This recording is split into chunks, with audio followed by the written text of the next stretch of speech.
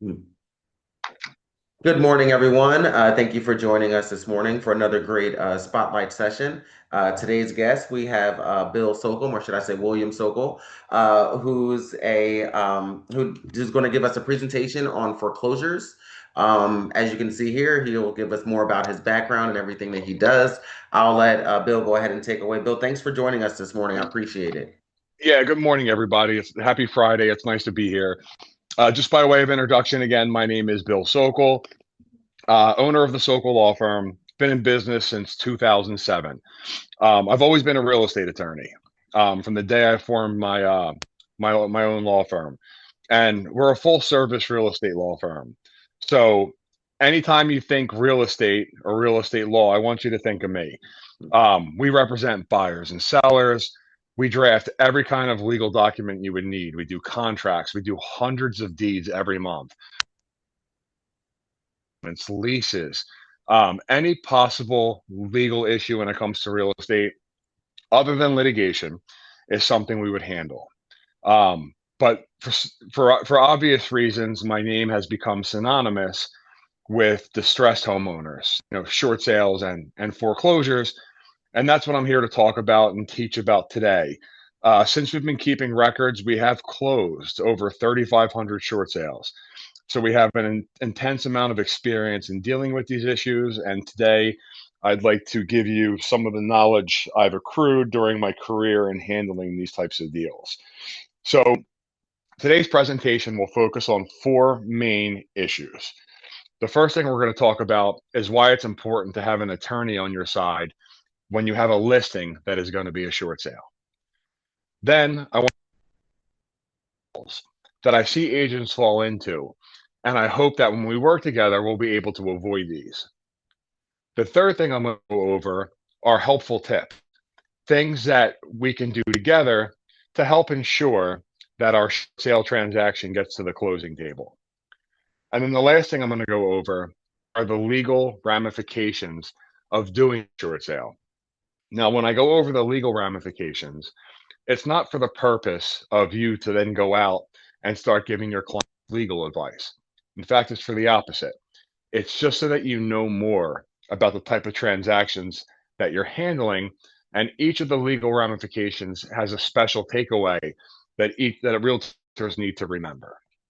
So let's start with why it's important to have an attorney on your side when you're doing short sales. If anybody's ever been involved on the listing side of a short sale, you know how much work and how time consuming they really are. Having an attorney on your side will help you save time. When you're processing a short sale, you literally have to be chained to your desk. We are talking about hundreds of pages of paperwork that not only need to be put together and organized and complete and have the client's loan number stamped on each page. We're also talking about hundreds of phone calls and emails between the mortgage company and other parties that are part of the transaction. You guys, you ladies and gentlemen, as realtors, you're not getting paid extra to process your own short sales.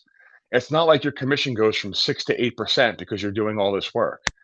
You don't get paid for it. As a realtor, your time is much better spent doing what you do to get paid. You're much better off showing houses and finding listings and letting a law firm like ours handle all of the paperwork, all of the phone calls, and all of the emails that are involved in a short sale. Second reason why it's important to have an attorney on your side is you get to avoid being sued. Short sales, although processing a short sale doesn't necessarily make you practice law, there are going to be situations that arise within the short sale process that if you answer them even correctly, you could be subjecting yourself to liability. So, for example, if you have a short sale listing and your client calls you one day and should I be paying my mortgage? How can you possibly answer that question without getting in trouble? If you tell your client not to pay their mortgage, and you don't get their short sale approved, they're going to blame you. If you tell your client that they should be paying their mortgage and then the short sale gets denied, they're going to blame you. You might have clients asking you whether they're going to owe money after doing the short sale. They may ask you questions about their tax liability from doing a short sale. These are all questions that only an attorney should be answering. I answer these questions 100 times a week. All my free consultations, these are the exact items I go over with your homeowners. By having a lawyer on your side, you're able to deflect those questions to us and then focus on doing what you do best, which is getting the house sold. And the best part about having an attorney on your side for short sales, especially our firm, is that we don't charge the homeowner for our services. When we handle short sale transactions, my firm gets paid by their mortgage company. So there's no upfront fees. The buyer doesn't have to pay me. I never take realtor's commission. My fee comes from the bank and the bank alone. Now, I don't know how many people listening have ever hired an attorney before, but you should understand that attorneys are not cheap. And the ones who are free generally are not good. If you get arrested and you need a public defender, you're probably going to go to jail, right? Any attorney who's worth hiring is going to be expensive. This is one of the rare situations where you can offer your distressed homeowner an attorney with 18 years of experience in real estate for no charge whatsoever. It's a great situation for them, and it is a marketing tool for yourselves. So, those are the main reasons why having an attorney to help you with your short sales is important. The next thing we're going to cover are some of the pitfalls I see agents fall into when working on short sale transactions. And Bill, I think we avoiding got these, a quick question, if I can interrupt. yes, please interrupt as much as you like. Joe, you got a question? Yeah, Bill, I do have a question. So are you playing in the days of 2008, 9, and 10 where short sales were like, all over the place? We ended up with a lot of short sale negotiators, mid-range people that really would charge a service, in a short sale and do all the work that you're talking about right now. And then there was a separate attorney. So are you playing the role of attorney and a short sale negotiator here? We are, but not in the sense that you mentioned. So there is no separate company. It's just us, and it's always been us, even back then in 2008. So everybody that you're going to deal with is an employee of my firm. I mean, back in 2008, of course, I had 8 of us, right? Because there were so many short sales to go around. Right now, it's just me and Amber Shaw. I call Amber Shaw the godmother of short sales. She worked for Bill Strego, who was probably one of the first attorneys to ever get into this business, and then she's been with me for over 10 years. It's just the 2 of us. But yeah, we do all the work, but it's not like I then subcontract to a negotiation company and then I split the fee with them. It's all in-house, it's all us. Okay, right. That's what I was looking for. Thank you. Yeah, sure. So the common pitfalls that I see agents fall into, number one is the uncooperative seller. So you have to remember when we're talking about short sales, we're representing the list. And what we're trying to do here is get the seller out of trouble. The seller has to be willing to help us help them. I mentioned before when I was talking about how time consuming these are, all of the paperwork that's involved. And most of that paperwork is coming from the homeowner. They're going to have to provide financial documentation like tax returns and pay stubs and bank statements. There's a to complete. If the homeowner is not willing to do that paperwork, the short sale is never going to go anywhere. So we need to make sure that the seller is going to cooperate with the process. And the way we can get around that is by having me involved as early in the process as possible. So if you have a listing and it's short, don't wait until you sell it. Shoot an email to me and say, hey, Bill, this is my new client, John Smith. He's got a mortgage with Wells Fargo. We're going to be short. Just wanted to introduce you guys to each other. And my office can reply, hey, it's great to meet you. Here's some of the paperwork that we're going to need. In the event you have questions or concerns, you can call or email me anytime. having me involved early on in the process can manage the expectations of the homeowner and let them know what's going to be expected of them as well. You also have to watch out for sellers who don't really want to leave their home. Now, I know that sounds crazy, but a lot of agents will sign people up to sell their home, and these people literally have nowhere to go, right? Mhm. They haven't paid their mortgage in a year, but they still don't have money to move. They have no idea where they're going. Um, it's not uncommon for all of us to go through this process of getting a home sold and getting the short sale approved. And then when closing is about to be scheduled, the seller says, I can't leave. I have nowhere to go. Right. So we don't want to put those people in a position where they're not going to close on the deal because they're going to be homeless. So you want to watch out for people who don't actually plan on leaving their home. Another type of seller we got to avoid are the seller who expects money or proceeds from doing the short sale transaction. It's not uncommon for a homeowner to be paid what's called a relocation incentive. We're talking maybe $3,000 payable at closing from their bank as kind of like a benefit or an incentive doing the short sale. Cash for keys. Yeah, I have homeowners though who will say, "Bill, I need $20,000 or $50,000." Well, it's not going to happen, right? You don't have any equity. No one's kind of money. So sellers who are expecting an impossible amount of money from doing the short sale shouldn't be doing short sales. And that's just sellers. There's also buyers who are problematic for short sales and shouldn't be involved in buying them. The first type of buyer you want to avoid is a buyer who needs to close immediately, right? The buyer who just sold their home and has nowhere to go, or the buyer whose lease is about to end. These are bad buyers for short sales because on average, this process will take 90 to 120 days.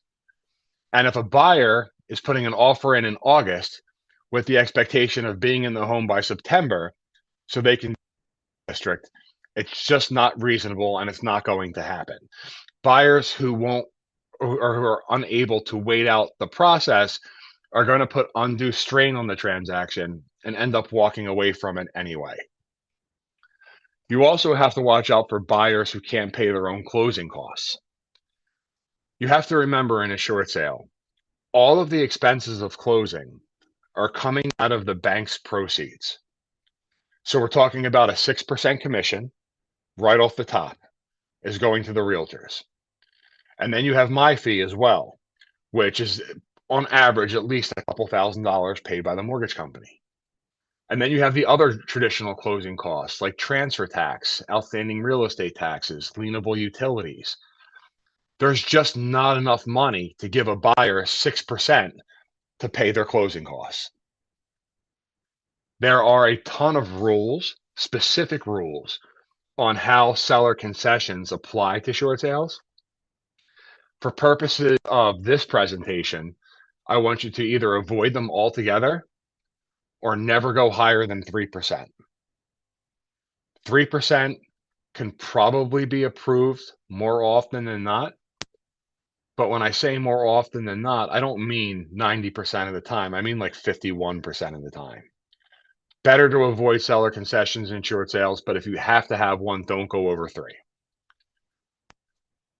Or even better, just call me and I can give you a more specific number once I know the type of loan the seller is shorting and the type of loan the buyer is using, because that all comes into play as well. The last thing you want to watch out for, or the last pitfall I see realtors fall into, is taking listings that have sheriff sale dates. The sheriff sale, in case anybody doesn't know, in New Jersey is basically the last step in the foreclosure process. Now, what happens is a homeowner, for some reason, will ignore the 30 pieces of mail that come before the sheriff sale notice, which is crazy to me because the foreclosure complaint should be the scariest thing they receive, considering it's lengthy, voluminous, and is typically hand delivered by a process server or a sheriff. What they'll do is they'll ignore all the foreclosure pleadings until they receive a notice of sheriff's sale. Then they're going to call a realtor. Holy crap, I need your help. If a sheriff's sale date is scheduled, it may be too late to help these people. Sheriff's sale notices are published first in the newspaper, but nobody reads newspapers anymore. So by the time the homeowner receives the notice in the mail, they will typically only have 20 to 25 days before that sheriff's sale takes place. And at that sheriff's sale, the homeowner will lose possession and ownership of their property. I think most of you will agree that 20 to 25 days is barely enough time to close a normal, right? Closing a regular transaction can take 20 to 30 days between ordering title and the buyer's mortgage process. So when a homeowner has a sheriff's sale, knowing that a short sale takes 90 plus days, there's just not enough time. But it's important to understand that there are rules that come into play when a sheriff's sale has been scheduled. There is a process in New Jersey known as an adjournment, which is just a fancy legal way of saying postponement or extension. In New Jersey, the homeowner is entitled to 2 extensions, which will buy them an additional 60 days. So when they receive that notice that their sheriff's sale is coming up in 20 or 25 days, by using the adjournment process, it does push it back to almost 90, which is way more time than we need to close a regular deal, and close enough to close a short sale as well. Because what will happen is, if I'm working on a short sale and I have 60 or 70 days, I'll make it far enough into the process, and then the mortgage company will adjourn it themselves. So once I'm involved in the short sale process, as long as enough time, the bank will start using their adjournments as well. So the key thing to take away here is that if you get a listing and someone's in a sheriff's sale or has a sheriff's sale pending, it should raise a red flag right away. And whether it's going to be a short sale or not, they need to get an attorney involved right away to determine if any adjournments are left and whether it's going to be possible to close the transaction. I have a lot of agents who actually they troll the sheriff's sale list. They'll pull the sheriff's sale list for the county they're working in and start cold calling people, which is fine. But you got to remember, you're picking on people who don't have much time left. So while it's a good source to get leads, they're low quality leads because a lot of these people just don't have the time we need to get the short sale done. Quick question from the chat. Is there any way a seller can avoid having a sheriff's sale? Yeah, they can pay the money they owe the bank. Right. Statement. If they're 30 grand behind, they can pay the 30 grand and the sheriff's sale stops. They can sell their home. Look, I know foreclosures and short sales are used synonymously and they often go hand in hand, but I have lots of clients, even right now, who have sheriff sales scheduled, but they still have equity, right? Remember, it's only a short sale if you can't sell it and pay off that mortgage, right? So I have clients who are actually in sheriff sale or have pending sheriff sales and they have equity. I'm like, it's no big deal. I'm like, let's just sell. All we got to do is sell and close first. We sell, we close, sheriff sale goes away, foreclosure gets dismissed. If we do a short sale, sheriff sale goes away. Once we go to closing, foreclosure gets dismissed. But outside of paying the bank owe them or selling the property, there is no definite way to stop it. Sure, we have the adjournments, which can buy us the extra 60 days, and then the bank has theirs too. And of course, there's always bankruptcy, right? Bankruptcy will put what's known as an automatic stay on the foreclosure. We don't do bankruptcy, but if someone needs it, I have a good lawyer referral who not only knows bankruptcy well, but knows not to ruin the real estate transaction for us either. So he files bankruptcy and then makes sure it comes back to us for the transaction. But other than that, I mean, even with the bankruptcy, at some point that stay will be lifted and the foreclosure will continue and go through. So the only definitive way to stop a sheriff sale or foreclosure is to give the bank the money you owe them, either the arrears in full or the loan amount in full. Hey, Bill, those 2 stays you mentioned, I thought they were 2 weeks in length, not 30 days in length. They used to be. They used to be 14 days each, and then the state of New Jersey doubled them.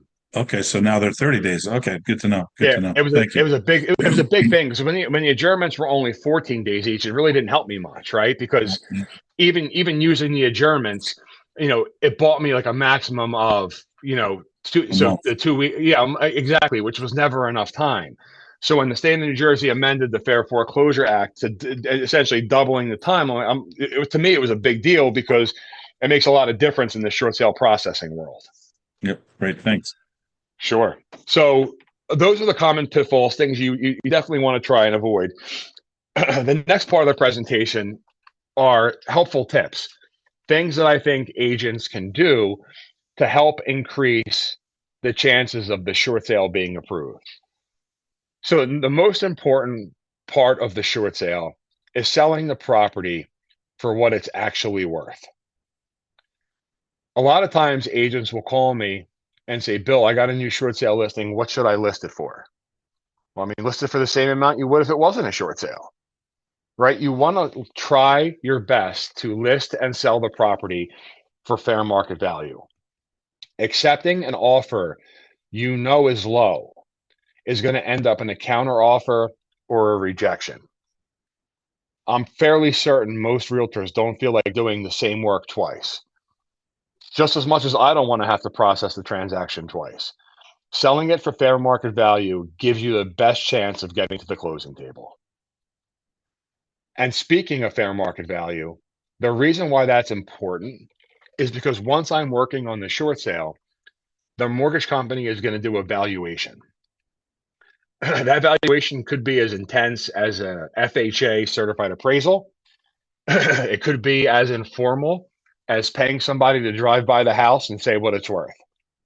Most of the time, they will have an individual, whether it's a broker price opinion or even another real estate agent or an appraiser, they're going to want access to the property.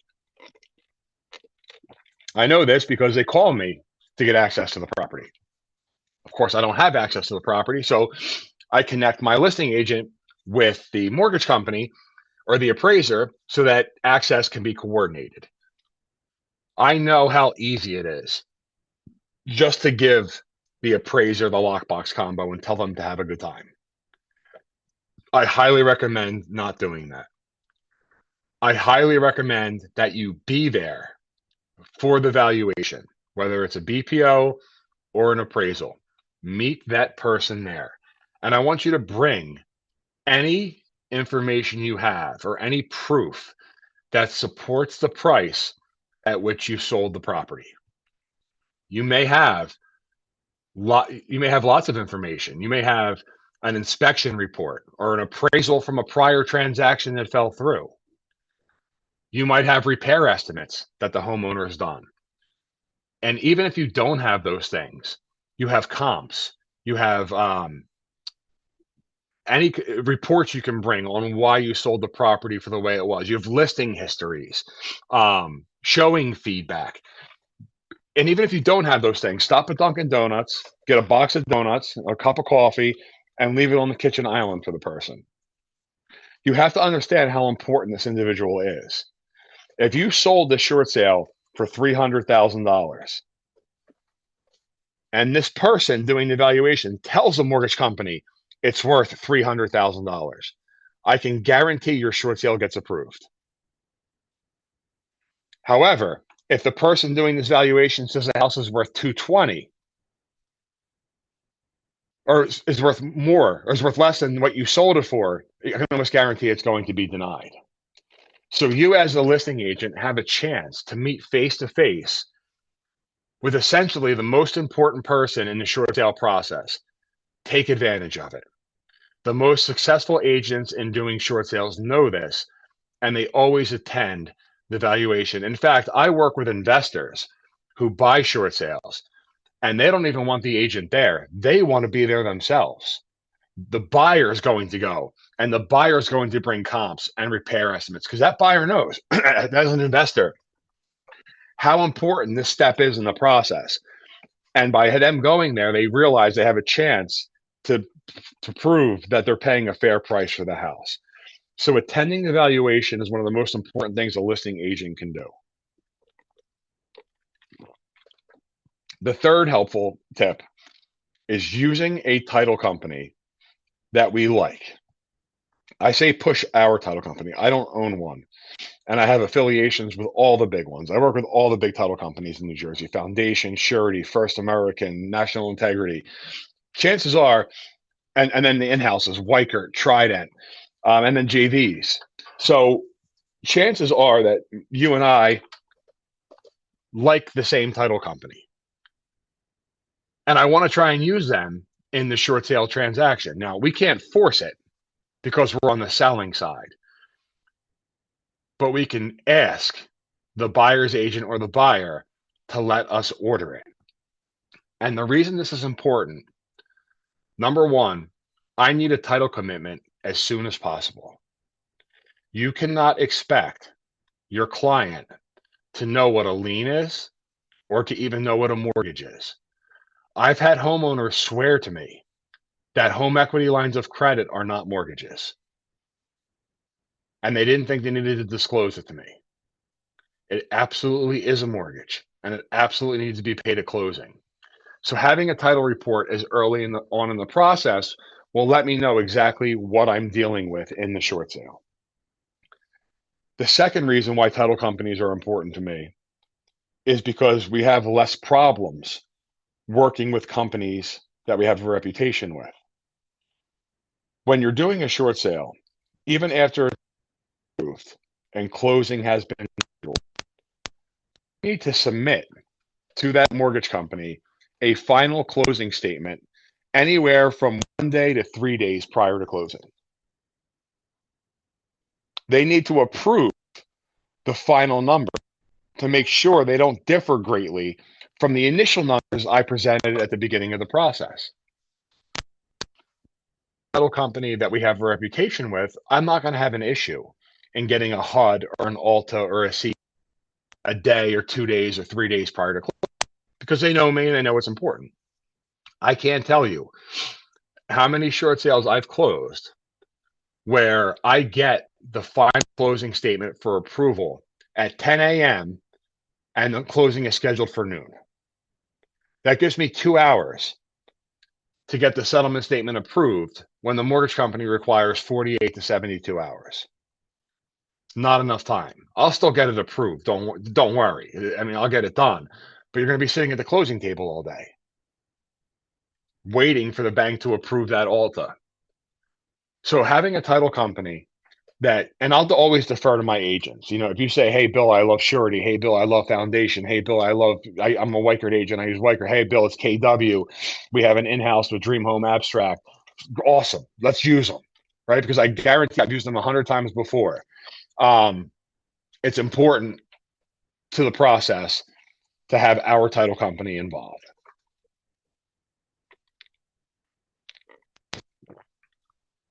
The last slide regarding short sales that I want to cover are the legal ramifications.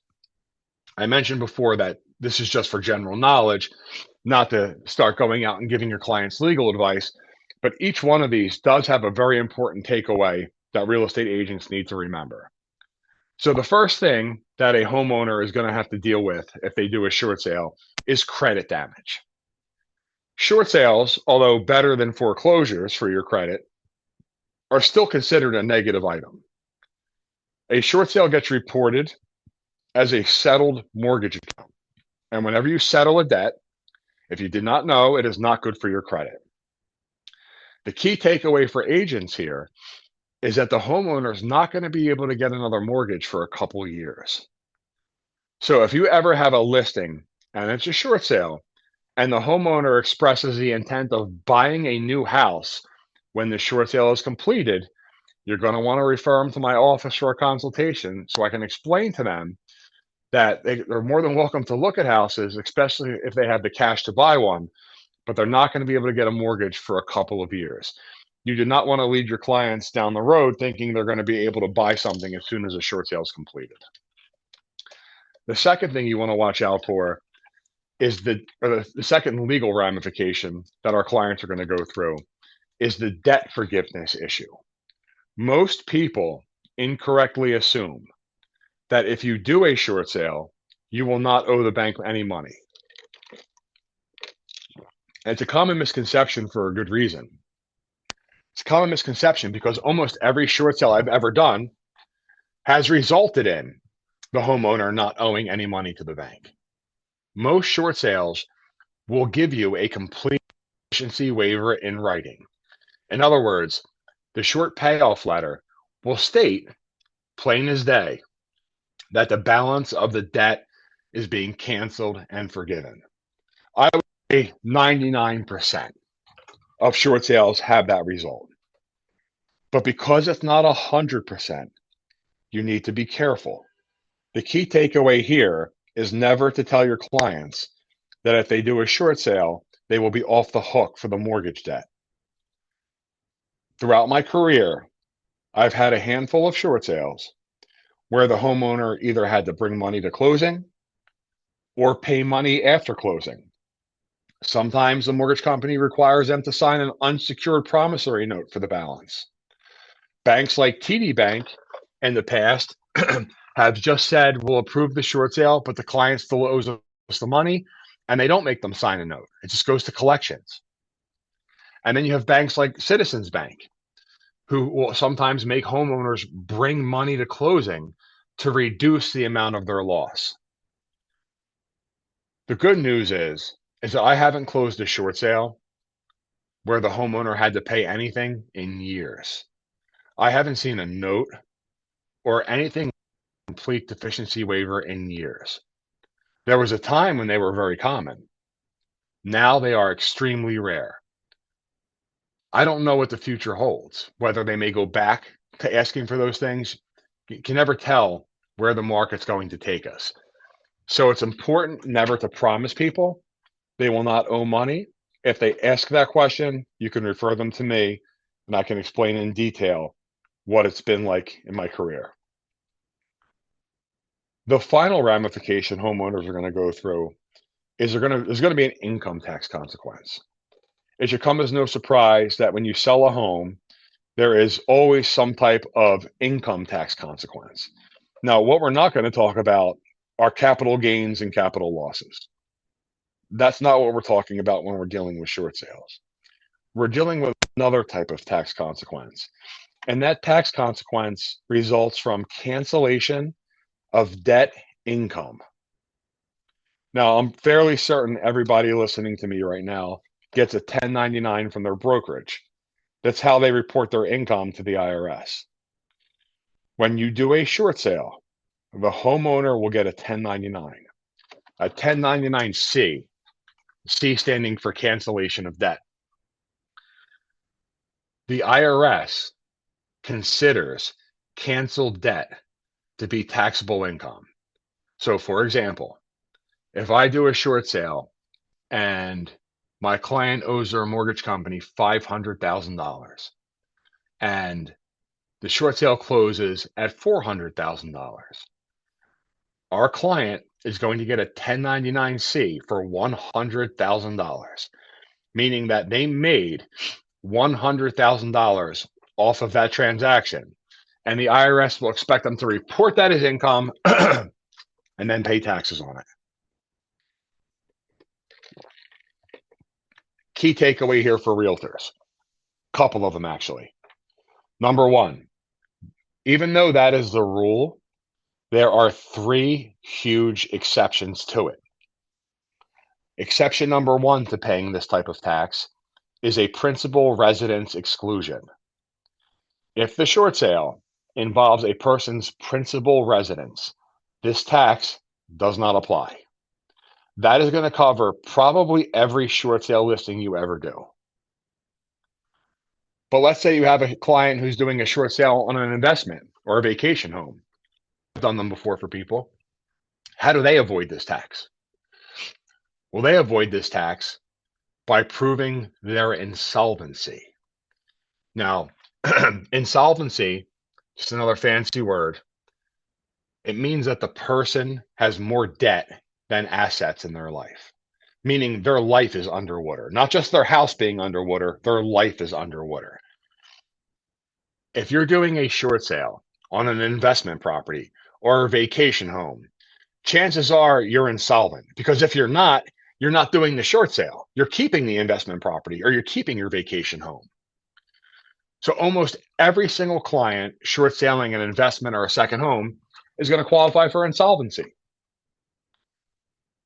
The third big exemption is bankruptcy.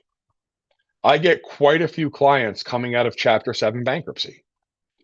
And in case you did not know, whenever debt is canceled within a bankruptcy, it is never taxable. So a client coming out of a bankruptcy and then doing a short sale will also be exempt from paying this tax. The most important thing I want you to remember from this tax issue is that it also applies to foreclosures. So if you're ever on a listing appointment and the homeowner is refusing to do a short sale because they're semi-aware of this tax issue, and they tell you, look, I'm not doing the short sale. I'm going to mail my keys back to the bank. I'm going to buy a trailer and I'm going to move to Florida. They're not going to avoid the tax. It's going to go to sheriff's sale and they're going to get a 1099 anyway. The only way around this tax issue is speaking with either a tax professional or a lawyer like myself who can explain how and why the 1099 comes and how and why you can avoid it. Mailing your keys back to the bank and moving to Florida in a trailer is not a way to help you avoid this tax.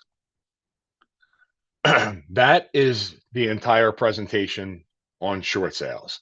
I'd like to go over quickly just a couple other practice areas outside of real estate that my firm handles. Generally, the agents I've worked with throughout the years place a lot of trust in my office. So they'll often call me with any legal issue, not just real estate. And I kind of want to go over the two other areas that we handle just in case anybody's ever in need of these services as well. Our firm handles a lot of business law, as far as the purchase and sale of businesses and preparing contracts and reviewing contracts. I have a lady who's going to hire me today to do an independent contractor agreement for her business. So we do handle things like that, and we do handle the formation of LLCs. And I know a lot of you weren't on the call when I first joined, but we were having a little discussion about how realtors are finally able to form an LLC and then receive their commissions in that LLC. And it really has been a long time coming for this, because you probably noticed every other professional already has their own LLC. Every law firm, most doctors' offices, most accountants, we're all LLCs. I've been an LLC since 2007. Now, finally, real estate professionals can join the ranks of the other professionals. But regardless of whether you're a realtor or not, I do LLCs for investors and all kinds of businesses. We also do a lot of basic estate planning here: wills, trusts, powers of attorney, and living wills, which is a medical directive. Key important estate planning documents we handle. We don't do probates of estates. We don't do litigation. We won't represent two kids fighting over their father's fortune. But if you or your clients don't have any estate planning set up, we can get you pointed in the right direction. And then commercial real estate is something we handle on a case-by-case basis. Most of the commercial real estate I handle is going to be, a storefront with an apartment on top or something mixed use. I'm doing a gas station right now, but I'm only doing it because it's a short sale. And gas stations are incredibly complex, and I normally would not do them. Shopping centers, malls, things that are extremely time consuming and expensive are things that we don't handle. I try to keep it simple here, and if I'm not an expert on something, I'm not gonna dabble in it or waste my time. So, ways to contact me. I do a lot of these presentations in person, and I don't bring business cards anymore. Cards in years. People just end up throwing them out anyway. The best way for Go ahead. I have a couple questions. First of all, if you're doing a short sale, uh, do you have any consultation charges? Because if somebody's going through the process, I'm assuming they are uh, already tight, crunched for money or what have you. So assuming that, is there any consultation charges? Because I guess at this point it would be best to refer them to an attorney, and if we state that, look, there's no consultation charge, what have you, that basically kind of put them at ease to just have a consultation, right? Yeah, agree. No, it's those consulta. In fact, most of the consultations I do are free, and not just for short sales. I mean, even for estate planning. If someone says, "Bill, I don't know if I need a will or if I need a trust," I'm like, "Just come in, we'll talk about it." No, I generally don't charge for consultations unless I know ahead of time that it's a complete waste of time. They're just fishing for information. Short sales, never. And the reason I don't charge consultation fees for short sales is because a lot of times agents will need that consultation to get the listing, right? They may not want to sign the listing agreement until they talk to an attorney. So I want you to get that listing and I want to work on it with you. So no, there is no consultation fees for short sales. Okay, second question on the LLC. What are the benefits now that the real estate agents are allowed to have the LLC? What are the benefits of forming an LLC versus getting commission checks directly? Sure. So, I mean, the main benefit is going to be liability protection because the LLC is essentially a separate legal entity. It would separate all of your personal assets from your business assets. So, if you were ever unfortunate enough to be sued as a realtor, and for some reason your insurance did not cover all of the loss, your personal assets would be protected because you're conducting business through a separate legal entity or LLC. There are also tax benefits of forming the LLC that I'd prefer you speak to your accountant about, um, because tax law is not my area of expertise. But I can tell you that having the LLC will make it easier to do your taxes at the end of the year. Reason being, because once you have that LLC, you now have a separate legal entity, you now have a separate bank account, you now have a separate debit card, and if you want, you can have a separate credit card rather than commingling expenses and income in the personal account. Come tax time, it's going to be easier to get your records in order. And again, there are also other benefits. You can be taxed as a corporation. You can avoid paying, I guess, self-employment tax both ways. There are a lot of tax benefits, but I always tell agents, look, the tax benefit, as a lawyer, the liability is good enough for me. Shielding yourself from liability is reason enough to form it. There are tax benefits. Talk to your accountant about it. They're also low cost, low maintenance. The formation process itself, even with attorney's fees, is going to be under $700 to have the LLC formed and completed. And then your ongoing cost every year is going to run about $80 because you have to file an annual report every year. So to me, it's liability protection, low upfront cost, low continuing cost. It makes sense. And I got to be honest with you, when this was finally passed by the real estate commission, I thought I would have done 1,000 of them by now, 1,000, but I've only done a handful. And agents have been slow to adopt this. And I think the reason for that is there's still a lot of internal unanswered questions and things I can't answer. For example, if you have an LLC, whose name goes on the contract for the commission? Is it going to be your personal name? Is going to be the LLC name? What about your E&O insurance or your brokerage's E&O insurance? Do they need to change it to your LLC? These are things nobody really knows yet because it's so new. But as time goes on and agents do start to realize the benefit of the LLCs, I expect I'll be doing quite a bit more. Thank you very much. Hey, Bill. Hey, Bill. Yeah. To piggyback off of Ash's first question, the big challenge really we have is I could go to sources and get who's in pre-foreclosure, Liz pendants have been filed, but denial on that homeowner is probably the biggest challenge. So for me to contact John Smith, who's in pre-foreclosure, could go short sale. That could be a possibility. But what can you do? I mean, you can offer a service that you can meet with them at no cost and do a consultation. What do you suggest we do to generate more business that way? you know, I think offering that free consultation is a big, just doing that, I think, is a big benefit. I mean, the fact that you're able to refer because they're all, if you're going off an LP list, they're obviously in distress. You're right. They're in denial and their head's probably in the ground, but they're still in distress. And, you know, offering them, and they may be skeptical because, I mean, realtors are salespeople, right? Let's be honest. I mean, you want to sell their house.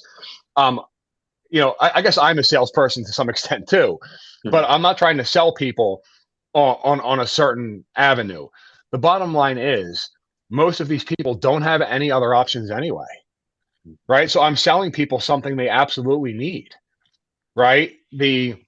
A lot of these people have already tried other avenues. They've tried modifying their loan with the bank, sometimes 2 or 3 times. I mean, those are just band-aids. They're not a final solution. And if these people aren't going to sell their home, they're going to lose their house in foreclosure. So it's very uncommon for a client to call me for a short sale consult and end up going in a different direction. They're almost always going to be short sale listings and short sale transactions. But, as far as from an agent standpoint, I think just offering that, you can literally say, look, my office or my friend Bill's a lawyer. He deals with people in foreclosure. He doesn't charge consultations fees. They can look me up online, right? I have a good website. We have hundreds of 5-star Google reviews. They're going to feel comfortable and confident. As soon as I start talking, they're going to feel great about it. I mean, I think that is what you can offer to hopefully end up getting the listing. I mean, other than that, I mean, you can sales pitch them about the short sale being better for their credit. You can sales pitch them about, the short sale most likely resulting in a deficiency waiver, and they can avoid a sheriff sale and being tossed out by the sheriff. But I think it's much better to take a low pressure approach and just say, hey, look, you're in trouble. You need a lawyer. I know one who's not going to charge you. Give them a call. Because after that consultation, they're going to be calling you back for the listing because they don't have any other options anyway. Well, with property values increasing, if they have in the past 2, 3, 4 years, I'm finding less and less of short sales. They actually have equity in their home. They just aren't able to make the mortgage payment. And so they go that route. They're not going to go short sale because they're not short. But the challenge gets to be they don't understand the equity. And really, to go to foreclosure, there's a good chance they're losing their equity, which kind of takes you out of the picture that way too. So I had a short sale last year, and I did a whole bunch of them back 15 plus years ago. But I had to go back onto Equator. I had to get my membership back onto Equator. Is that something that you would be taking over, or is that something Yeah. that? Okay, We so we I have, would. we have several Equator accounts, and it's a curse word, Equator. You hear it, you want to cringe, right? Yeah, Um, yeah. so yeah, we handle. Companies have other similar online platforms that they use. We have accounts with all of them.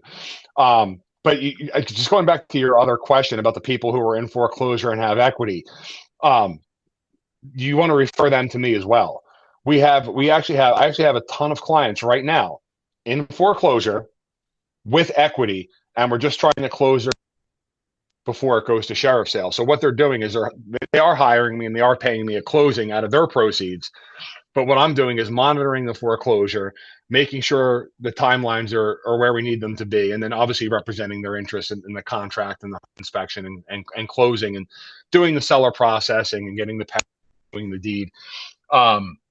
We have lots of clients in that position, and the reason why it's important demo consultation is because you're right. They don't understand that every month that goes by, they're eating away at their equity, right?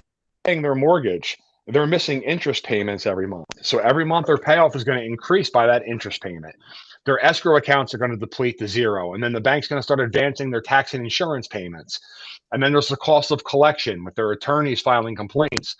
So those individuals, when I speak with them, I'm like, not only should you sell your house as quickly as possible and pull out your equity and for your next move in life, but you should also be reasonable with offers that are coming in. A lot of clients are, in foreclosure are holding out for that perfect offer. I'm like, look, guys, you don't have the luxury of time here. I mean, you're holding out for an extra 10 grand and lose that 10 grand.